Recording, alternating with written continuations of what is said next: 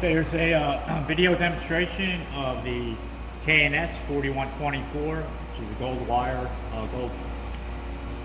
ball bonder. It comes with a fluorescent lighting. This light's 110 volts, plugged in separately,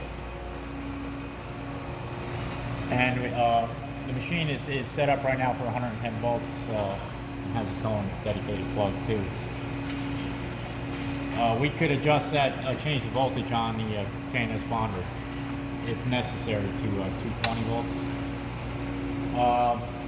The work holder is a house work holder. It's not included. I have it set up here for demonstration purposes.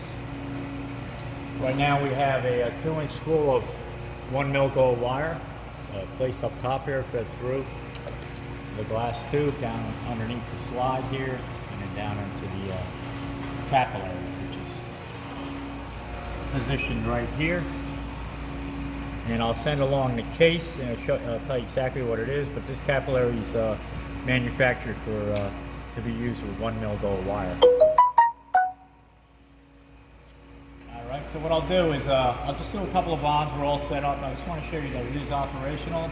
You can use your chest pin to reposition as you're looking in through the microscope, and we'll hit the black button here, and we'll stop at search position. Release, it'll make a bond, and it'll move up to loop height, and then you can move to your second bond position. Again, press the black button on the chestman to your search height. Release, and you see it came across fired and created a ball for your next bond. So I'll go ahead and do a couple of bonds to show that it is operational. You'll receive a copy of the manual. It explains all necessary details about this the bonder, how to feed the wire and how to set the bond settings. But I'll go ahead and do a manual bond by using this lever. And basically it's the same, but you have manual control of the bond head at this point. So I'll go ahead and up the loop height, step back, and then make our second bond.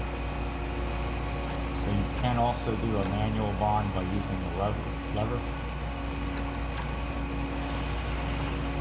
And again, here's all our settings. The top row is for your search force, time, and power. That's for your bond 1 settings. You have your loop adjustment here. Search for channel number 2 for your second bond. Search force, time, and power. On this side here, you do have a operation to shut your the motor that drives the head up and down. You can shut that off if necessary. You have a test button here, check your ultrasonics, and when you hit that test button, you want to see the center light light up. It's telling you that the capillary is tuned to the ultrasonic transducer. And we have a clamp switch here, open and close your clamps. That's necessary when feeding the wire. It's a little hard to see where the clamp is, but right in here. It opens just very slightly. That's your clamp.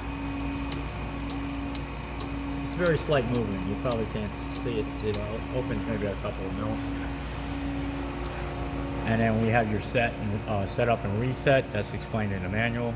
The light is no longer functional. There's no light installed. We went ahead and put the fluorescent lighting on here. And your on-off power switch is here. Your work holder gets plugged in here and is adjusted by the temperature controller over there on the left-hand side. And then you can see it's set at 151 degrees right now, Celsius. And then finally, we do have our ball settings. I have it set for 5, which is, it's recommended in the manual, somewhere between 4 and 5. And then you could have a manual spark with the red button here, and you have an on-off switch. Again, all of this is explained in the manual. And over here you do have a stitch button, which is your red button. So I'll go ahead and do a stitch. And the black button here is your chestman button.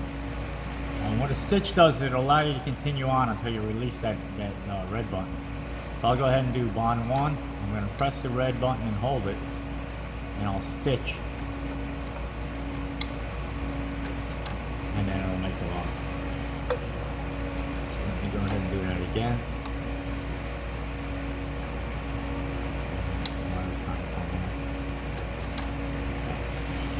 So that's your stitch operation. All right, that's it for the demonstration of the operation of the 4124 ball bond.